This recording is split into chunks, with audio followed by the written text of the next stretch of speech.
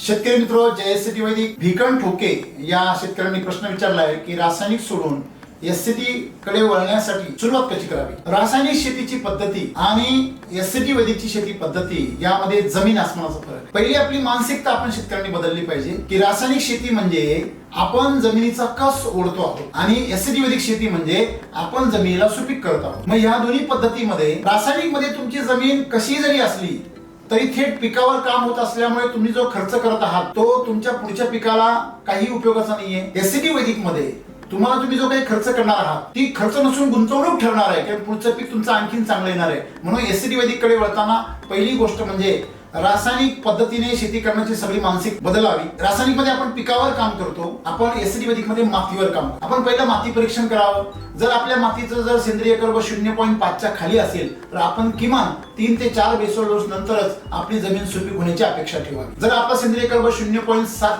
8, 9 अशा दरम्यान असेल तर किमान 2 बेसल डोस आपल्याला टाकायला हवे। आणि जर आपला सेंद्रिय कर्ब 1 च्या पुढे असेल तुम्हाला पहिल्याच पिकामध्ये अतिशय सुंदर अशा प्रकारचे रिझल्ट बघायला मिळतील। त्यासाठी आपण एससीटी वैदिकचे 4 आधारस्तंभ, 100% एससीटी वैदिकचे 3 महाअस्त्र आणि विधी, पथ्य, साधना या सर्वांचा आपण शांतपणे सर्व व्हिडिओंचा अभ्यास करायला हवा आणि आमच्या अधिकाऱ्यांकडून ती सगळी माहिती घ्यायला हवी। जर तुमच्याकडे वेळ असेल आणि जमीन भरपूर असेल तर तुम्ही 6 दिवसांचा आमचा जो शेतकरी अभ्यास वर्ग आहे तो आम्ही आमच्या ऑफिसला येऊन तुम्ही करू शकता। त्यासाठी आमच्या अधिकाऱ्यांना संपर्क करून एससीटी वैदिक सोबत शेती करण्याची सर्वात सुंदर अशी पद्धती। जर तुम्ही हे करू शकत नसाल तर तुम्ही घरच्या घरी आमच्या अधिकाऱ्यांच्या संपर्कात राहून सर्व प्रकारचे मी सांगितलेले व्हिडिओ पहा, त्याचा चांगला अभ्यास करा, शंका तयार करा, त्या शंकांचं निरसन करा आणि मग तुम्ही थोड्या क्षेत्रावरती याचा वापर पहिले वर्षभर, पूर्ण वर्षभर करा आणि मग तुम्ही तुमच्या पूर्ण क्षेत्राला सुरुवात करा। धन्यवाद।